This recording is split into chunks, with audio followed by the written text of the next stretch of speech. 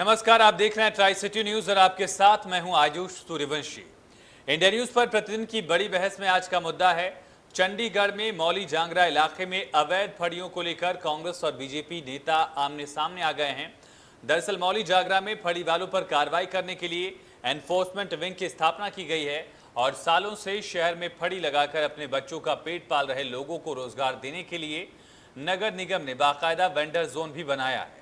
Vendor zone में बैठने वालों को तय जगह मुहैया करवाई जाती है ताकि लोग वहां बैठकर अपना कारोबार चला सकें, लेकिन बावजूद इसके शहर में वेंडर जोन के अलावा जगह जगह फड़ी वालों का बेखौफ साम्राज्य चल रहा है, जिन पर काबू पाने के लिए एनफोर्समेंट विभाग बेबस है।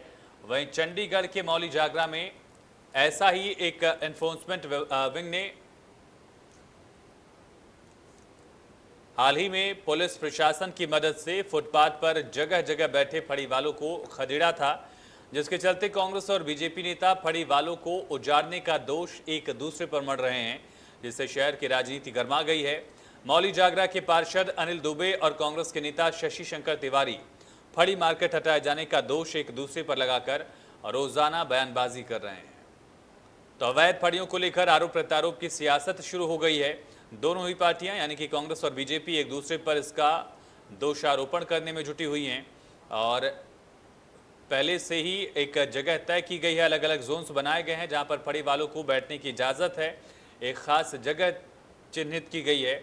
लेकिन इसके बावजूद कई अलग अलग जगहों पर फड़ी वाले बैठे रहते हैं। इसकी वजह से तमाम दिक्कतें होती हैं, ट्रैफिक बाधित होता है, लोगों को दिक्कत होती है। कई बार ट्रैफिक बाधित होने के साथ छोटे मोटे एक्सीडेंट्स के मामले भी सामने आते हैं। हालांकि हाल ही में अवैध फड़ी वालों पर कार्रवाई भी की गई थी और कार्रवाई के तहत उन्हें खदेड़ा गया था। एनफोर्समेंट विंग ने पुलिस के साथ मिलकर ये एक्शन लिया था, लेकिन इस एक्शन को लेकर अब बयानबाजी शुरू हो गई है, सियासत शुरू हो गई है, राजनीतिक आरोप प्रत्यारोप का दौर शुरू हो गया है, जिसके तहत बीजेपी कांग्रेस पर दोष मढ़ रही है जबकि कांग्रेस बीजेपी पर दोष मढ़ रही है। और चंडीगढ़ शहर की सियासत फिलहाल इस मुद्दे को लेकर गरमाई गई हुई है कि आखिर अवैध फड़ी पर कार्रवाई के बाद राजनीतिक बयानबाजी के मायने क्या हैं और क्या सिर्फ वोट बैंक के लिए कोशिश की जा रही है, फड़ी वालों को साधने की कोशिश की नीयत से ही सिर्फ उनका समर्थन किया जा रहा है, या फिर जायज़ कार्रवाई जो थी गलत जगह पर जो फड़ी वाले बैठे थे उन पर जो एक्शन लिया गया वो कार्रवाई सही थी और उस पर राजनीति नहीं होनी चाहिए। ऐसे तमाम सवाल हैं। फिलहाल कांग्रेस फड़ी वालों का रोजगार छीन रही है, ये भारतीय जनता पार्टी ने गंभीर आरोप लगाया। दूसरी तरफ बीजेपी पर कांग्रेस ने भी करारा पलटवार किया है। मौली जागरा में फड़ी वालों के लिए स्पेशल जोन बनाए गए हैं।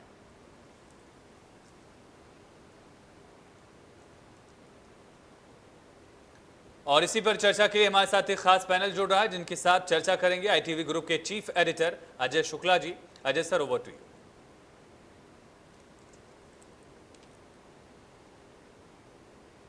स्वागत है। मेरे साथ में एक्टिविस्ट हैं बॉबीमान मेहता और मेरे साथ में कांग्रेस के नेता हैं शशि शंकर तिवारी और उसके साथ साथ भारतीय जनता पार्टी की तरफ से पूर्व डिप्टी मेयर और स्थानीय पार्षद हैं अनिल दुबे। आपका स्वागत है। कहीं पर भी अतिक्रमण हो वो निश्चित रूप से गलत होता है। अतिक्रमण अपने आप में एक किसी दूसरे की सीमाओं में घुस जाना होता है, जबरन घुस जाना होता है, तो वो कभी भी उचित नहीं होता है। और लॉ इन्फोर्समेंट एजेंसीज इसी के लिए बनाई गई हैं और उसे बिल्कुल साफ होना चाहिए। उसके बाद में जो भी जरूरतमंद हैं, जो भी लोग हैं जिनको आपको करना है, उन्हें आपको व्यवस्थित करना चाहिए इस नियत से बेसिकली, क्योंकि जब हम यह करते हैं तो पूरी व्यवस्थाएं बनी रहती हैं। मैं इसी पे आगे बात बढ़ाऊंगा कि जिस तरीके से शहर के तमाम सारे हिस्सों में अतिक्रमण हो रहा है, तमाम सारी फड़ियों का साम्राज्य बन रहा है, दूसरी चीजें बन रही हैं, उस शहर के लिए भी समस्या पैदा कर रही है, व्यवस्थाओं के लिए भी कर रही है, लोगों के लिए भी कर रही है। क्यों नहीं उसकी स्थायी और सही व्यवस्था होती है और क्यों ये सारी स्थितियां पैदा होती हैं? बॉबी मेहता, मैं आपसे ही आता हूं। सबसे पहले आप बताएं कि क्या स्थिति है, क्या वहां की एक्चुअल सिचुएशन। नमस्कार सर, मैं बॉबी मेहता, समाज सेवी।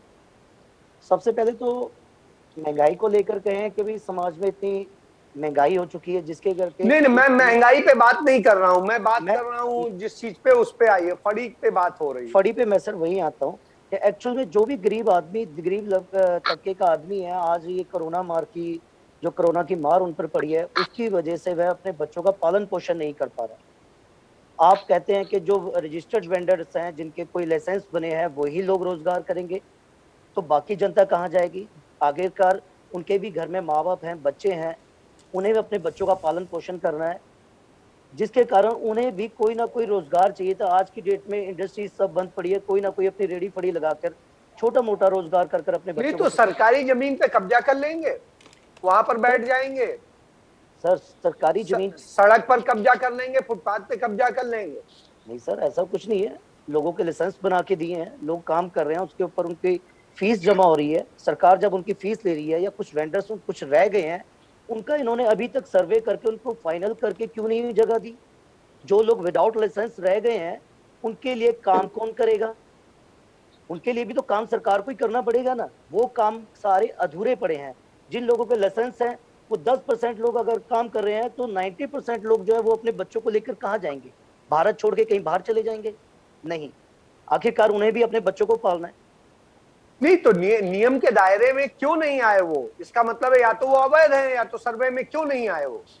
सर सर्वे में ऐसे ही इसलिए नहीं आए कि जब सर्वे होने लगा सर, जो यहाँ के जो सर्वे करने आए लोग थे, उन लोगों में भी कुछ ऐसे लोग थे जो कि नाजायज ही कई लोगों के सर्वे कर दिए, जिनका वाकई फुटपाथ में या किसी चीज में कोई काम नहीं था, या कोई रोल नहीं था, या कोई उनका जॉब करने का काम करने का तरीका नहीं था। अवैध लोगों के नाम चलिए उसमें डाल दिए। मैं शशि शंकर तिवारी के पास आता हूं। तिवारी जी, जिस तरीके से सिचुएशन है, सारी चीजें हैं वहां पर, फड़ी को लेकर के तमाम सारी लड़ाई है, बात है, कोई कह रहा है कि सही सर्वे नहीं हुआ, कोई कह रहा है कुछ है। आप कांग्रेस पार्टी आपकी वेंडर एक्ट लेके आई थी, तो कैसा वेंडर एक्ट लेकर के आई कि सबको समाहित नहीं कर सके और सबको आप नहीं दे सके और सही ढंग से सबको व्यवस्थित नहीं कर सके, सही सर्वे नहीं हुआ? जी तिवारी जी। सबसे पहले तो जितने भाई जुड़े होंगे मेरे तरफ से नमस्कार। ऐसा बात ऐसा है कि कांग्रेस स्ट्रीट वेंडर एक्ट लेकर आई थी। स्ट्रीट वेंडर एक्ट लाने के साथ साथ में उसके बाद नगर निगम से हारने के कारण कांग्रेस आउट हो गई। भारतीय जनता पार्टी का नगर निगम पे कब्जा हो गया। कब्जा होने के बाद नहीं, एक्ट तो बहुत पहले आया था। एक्ट आने के बाद में भारतीय जनता पार्टी तो 2015-16 में आई है। आप ये बताइए कि तब तक जब 15-16 की बात है, उसके पहले तक तो कांग्रेस ही होती थी, तो एक्ट आ चुका था, क्यों नहीं कांग्रेस ने उसे सही ढंग से इम्प्लीमेंट किया? एक्ट तो संसद में पास हो चुका था, लेकिन चंडीगढ़ में लगने के प्रावधान में उसका समय लगा। भारतीय जनता पार्टी नगर निगम पे कब्जा कर गई थी और कब्जा करने के बाद कब्जा नहीं, जनता ने चुना था। चलिए वही मान ले सारे, जनता ही चुना। लेकिन क्या नाम है, उसके बाद इन लोगों ने स्ट्रीट वेंडर एक्ट को दुरुपयोग किया। अपने चहेतों को विशेष करके सर्वे करवाया। समय समय पर लोग हर एक क्षेत्रों के अंतर्गत में इसकी आवाज उठाते रहे कि जो 10 साल 20 साल से बैठे हुए थे उनको प्रॉपर ना ये करके, और दूसरी कि जिनका स्ट्रीट वेंडर एक्ट के अंतर्गत में सर्वे हो भी गया, मैं भाई साहब आपकी जानकारी, तो जब गलत सर्वे हुआ तब आपने विरोध क्यों नहीं किया? हम लोगों ने मुद्दा उठाया था, हम उस टाइम मुद्दा उठाया था, और आज भी हम कह रहे हैं कि दोबारा सर्वे होना चाहिए। प्रॉपर जो छूट गए हैं, जो जिनका सर्वे हो चुका है उनको उचित स्थान मिले, जिनका सर्वे नहीं हुआ है वो प्रॉपर सर्वे करके, तो फिर तब के लिए आप इंतजार कीजिए ना। अरे भाई एक मिनट। दूसरी एक और जानकारी के लिए बताऊं कि भारतीय जनता पार्टी और जो भी उसके संबंधित पार्षद थे, उन्होंने, आप ये बताइए कि मौली झगड़ा के अंदर में 50,000 से 1 लाख की आबादी है। यहाँ से उनको क्या बोलते हैं, किशनगढ़ आईटी पार्क में भेज दिया गया। आईटी पार्क में वहां पे कोई भी दिन भर बेचारे बैठने के बावजूद भी उनकी 10 रुपया की बिक्री नहीं हो रही थी। तब जाकर नहीं इन नहीं, लोगों तो ने 10 इसका रुपया विरोध की किया। बिक्री नहीं होगी, उस जगह नहीं होगी, उसकी आपत्तियां अलग हैं। उसका मतलब ये तो नहीं है कि आप कहीं पर भी फुटपाथ पे कब्जा करके बैठ जाएंगे, कहेंगे कि हमारे पास रोजगार नहीं है तो हम यहाँ पर कब्जा करेंगे। और आप लोगों देखिए के ऊपर आरोप लगता है कि आप भाई लोग कब्जा साहब, करवाते हैं। सर जो वर्तमान का मुद्दा यह है कि एक तो पूरी तरह बीजेपी खेल रही, आईटी पार्क में दे दी जहां पर 10 रुपया भी लोगों को नहीं बिक रहा था। दूसरा, मौली झगड़ा के अंदर में यहाँ पे एक हम लोगों ने आज के 10 साल पहले एक सर्वे करवाया था, 484, आज भी हमारे पास फाइल है, 484 भरी वाले थे। स्थानीय पार्षद महोदय ने सिर्फ और सिर्फ 145 सारा मार्केट को उद्घाटन हो गया। उद्घाटन होने के बाद आज तक उसमें भी लोग नहीं बैठे। और भाई साहब एक और बताऊं, स्ट्रीट वेंडर जोन जो है मौली झगड़ा के अंदर में अभी तक जो एक खरा मार्केट के नाम से हुआ भी, उसमें भी अभी तक लोग नहीं बैठे। और हमारी इसी बात का विरोध है कि वर्तमान में मौली झगड़ा में हजारों के करीब यहाँ पर लोग बैठे हैं, सबको प्रॉपर स्थान दिया जाए, सबको ताकि सब प्रॉपर लोग स्थान मिले। अपनी रोजी रोटी कमा सके। अनिल दुबे जी के पास जाता हूं। दुबे जी, इस पे चूंकि आज आप सत्ता में भी हैं, केंद्र में भी आपकी सरकार है, राज्य में भी है, और उसके साथ साथ जो नगर निगम है वो भी आपका है, ये सब कुछ है। आप खुद डिप्टी मेयर रहे, और इन सबके बाद आखिर क्यों ये स्थिति बन रही है कि सबको सही न्याय नहीं मिल पाया, सबको आराम से बैठने का नहीं मिल पाया, और आज यह स्थिति आ गई कि आज आप उनके लिए लड़ाई लड़ रहे हैं कि लोगों को हटाया न जाए, वो न किया जाए, तो अतिक्रमणकारियों को आप समर्थन दे रहे हैं। जी अनिल जी। शुक्ला जी, 2 मिनट मैं अपनी बात 2 मिनट में रखता हूँ। जब से मैं इस राजनीतिक और सेवा के क्षेत्र में आया हूँ, लगातार गरीब मजलूम और जो हमारे क्षेत्र के निवासी हैं उनके लिए कार्य कर रहा हूँ। जब मैं आया मौली झगड़ा में लगभग 20 साल पहले, और उसी समय मैंने राजनीति भारतीय जनता पार्टी ज्वाइन की, तभी से मैं रेडी फड़ी वालों के लिए या जो जरूरतमंद लोग हैं, जो भी उनकी आवश्यकता है उसको पूरा करने की निरंतर कोशिश कर रहा हूँ। वेंडर एक्ट जो आया था वो इसलिए आया था कि इससे पहले जो इनका शासन था कांग्रेसियों का, उसमें ये कहा जाता था कि जो इंस्पेक्टर राज है उनको तंग करते हैं, उनसे पैसा वसूली करते हैं, तो वो सारी चीजों को दरकिनार करते हुए वेंडर एक्ट को हम अमल में लाए और लोगों को मान सम्मान से रोजगार करने का मौका मिले, उसके तहत हमने तो वो एक्ट तो कांग्रेस लेके आई थी, तो कांग्रेस ने वो दिया। ये सर एक्ट जो ये लेके आते हैं, ये सारी व्यवस्थाओं की बात करते हैं, अमल नहीं करते। अमल करने का काम हमने किया, उसमें भी इन्होंने व्यवधान डालना शुरू किया। नहीं, ये कहते हैं कि सत्ता में ही जब नहीं रह गए तो फिर ये अमल तो आप ही को करना था, तो फिर सही ढंग से क्यों नहीं हुआ?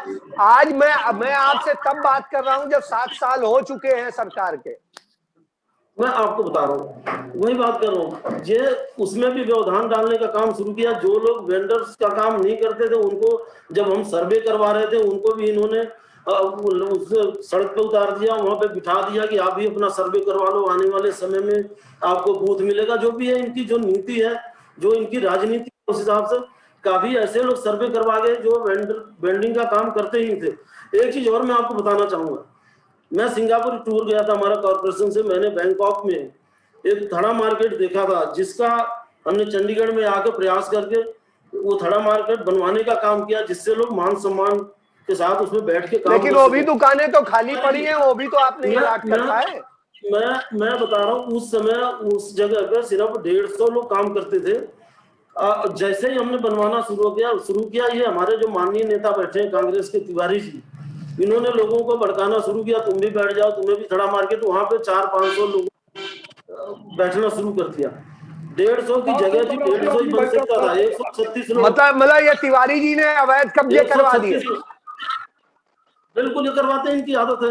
मैं आपको 2 मिनट, उन्होंने बोला, मैंने बोला नहीं बीच में, 2 मिनट में बात। अब वहां 136 लोगों की जगह थी थड़ा मार्केट में, उतने बन चुकी। मेरा ये था कि उसके बाद विकास नगर बनेगा, राम दरबार, डड्डू माजरा, जितनी भी कॉलोनी एरिया है जहाँ पे लोग रेडी फड़ी या वेल्डिंग का काम ज्यादातर करते हैं, उनको बैठने का जगह मिलेगा। 21 लाख रुपए का लगभग काम हो चुका था। ये अपने सीनियर लीडरों के संपर्क करके उसको डिमोलिश करवा दिया, उसको हमको बंद करवा दिया। निरस्त हाउस में अपने काउंसलरों, इनकी मेजोरिटी थी, उसमें उसको निरस्त करवाया, वो काम बंद हो गया। दोबारा जब मैं चुन के गया तब वो थड़ा मार्केट बनवाया, उसमें भी इन्होंने लगातार व्यवधान डालने की कोशिश की। अब जो ये कल की घटना जिसके आप ऊपर ये आज हम बताइए, पहले ये बैठे बताइए हैं, वो अलर्ट क्यों नहीं किए? सर मैं आपको बता तो रहा हूँ, जहाँ 150 लोग काम कर रहे थे वहां पे इन्होंने 400-500 लोगों को बिठा दिया। अब वहां पे वो उसके बाद विकास नगर में बनना था, बाकी लोग यहाँ बैठ जाते, लेकिन इन्होंने उस प्रस्ताव को ही निरस्त करवा दिया। कारपोरेशन का 21 लाख रुपए का लॉस करवाया इन्होंने। ये चाहते नहीं है कि कोई गरीब आदमी मान सम्मान नहीं, तो आप भी तो अवैध जो फड़ी बैठवा रहे हैं, रखवा रहे हैं, और आप खुद कह रहे हैं कि आप कमिश्नर से कहते हैं कि फड़ी वालों को मत हटाइए, मत वो करिए। इसका मतलब है आप अतिक्रमण को प्रश्रय दे रहे हैं। शुक्ला जी, गरीबी मैंने बड़ी नजदीक से देखी और मैं पार्षद बन के लोगों पर राज करने नहीं आया हूँ, सेवा करने आया हूँ। उनकी मजबूरियों को मैं जानता हूँ। वेंडर एक्ट में यह है कि जिनका सर्वे हो गया 5 साल बाद दोबारा सर्वे होगा। कोई आदमी, कोई किसी का बच्चा पढ़ रहा है, कोई बीमार है, अगर उसको शाम को उसका फादर या उसके मदर उसकी जो आवश्यकता है उसको पूरी नहीं कर पाएंगे तो उस परिवार में क्या बीतेगा आपको भी पता। मैं उनसे कोई अतिक्रमण की बात नहीं करता हूं, उनसे ये अनुरोध करता हूं कि ये लोग, इनको घर मकान चंडीगढ़ में मिला है तो काम करने का अवसर भी इनको मिलना चाहिए, जो हमारे प्रधानमंत्री जी भी, हमारी सरकार भी कहती है।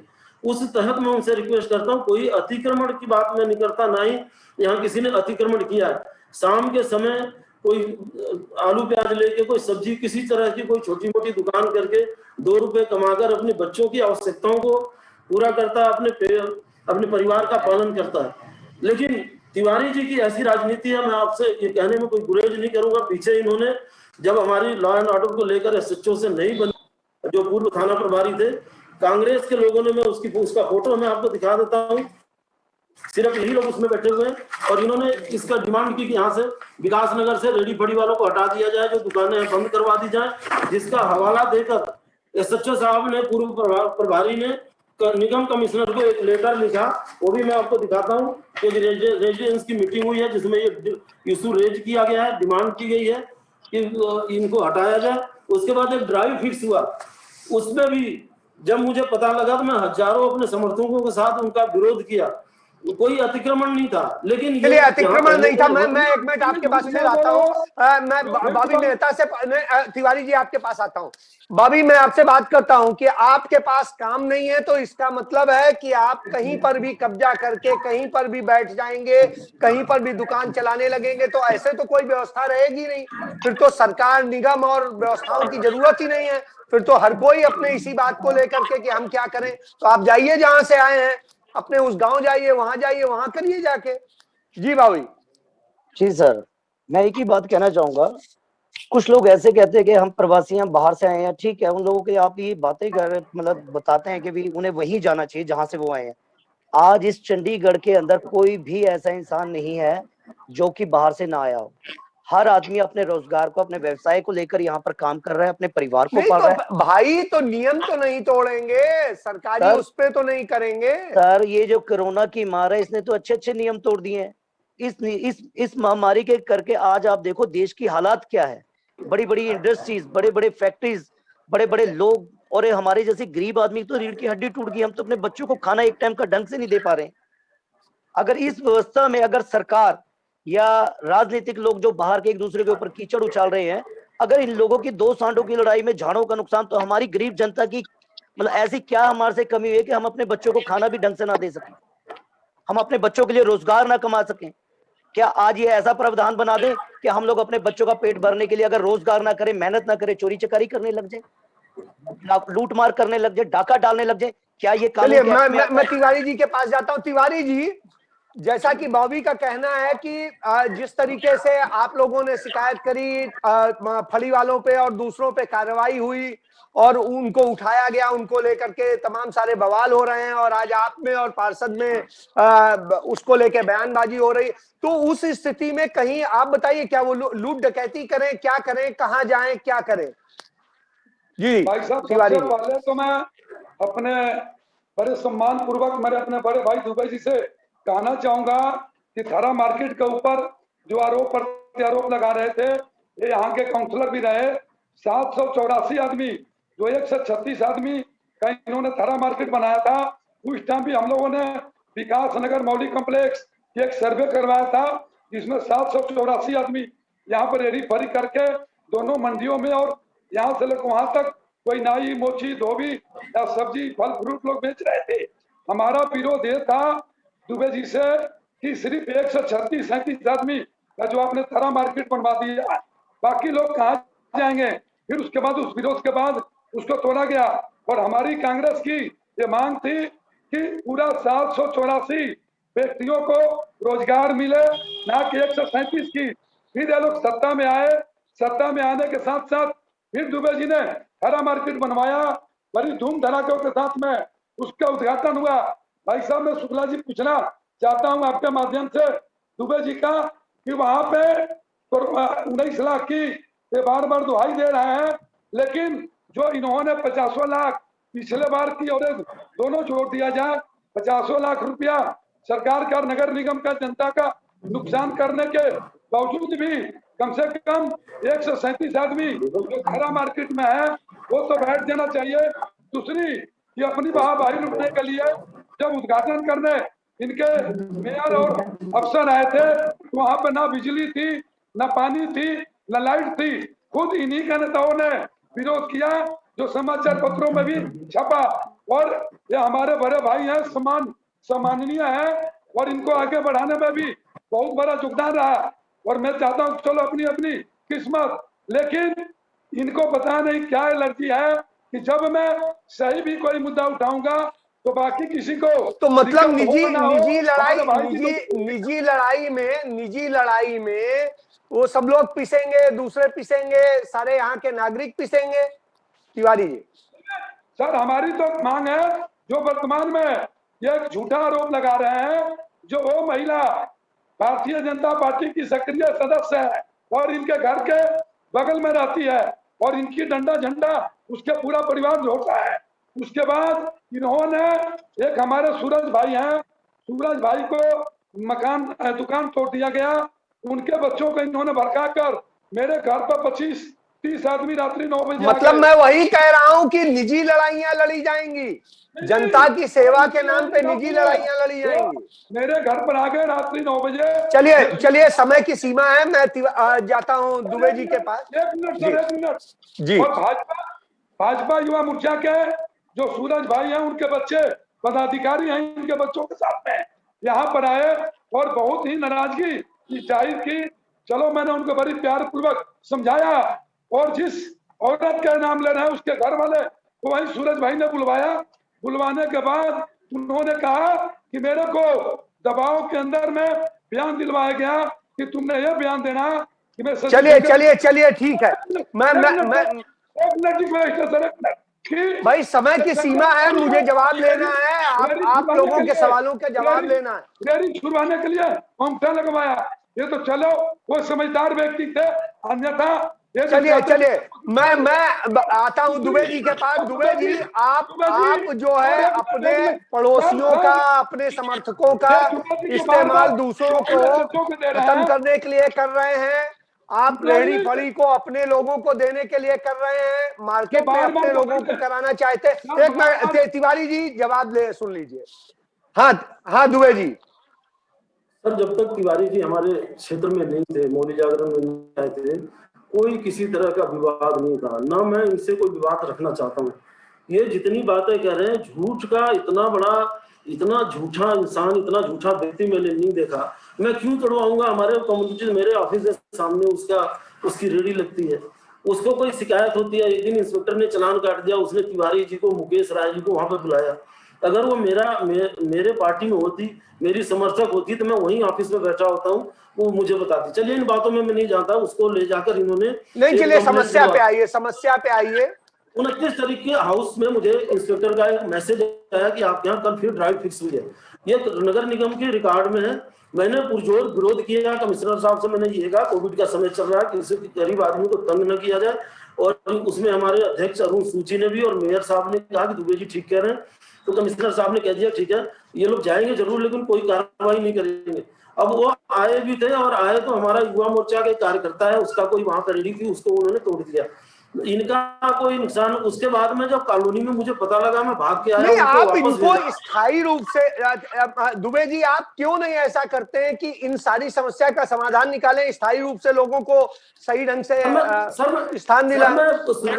सर ये बहुत बड़ा पॉलिसी मैटर था चंडीगढ़ में, रेडी फड़ी थड़ा मार्केट बनना, लेकिन मैं उस लेवल का ना होते हुए भी मैं अधिकारियों को, नेताओं आप डिप्टी मेयर थे साहब, आप लेकिन डिप्टी मेयर। लेकिन सर मैं एक सेकंड में बात खत्म करूंगा।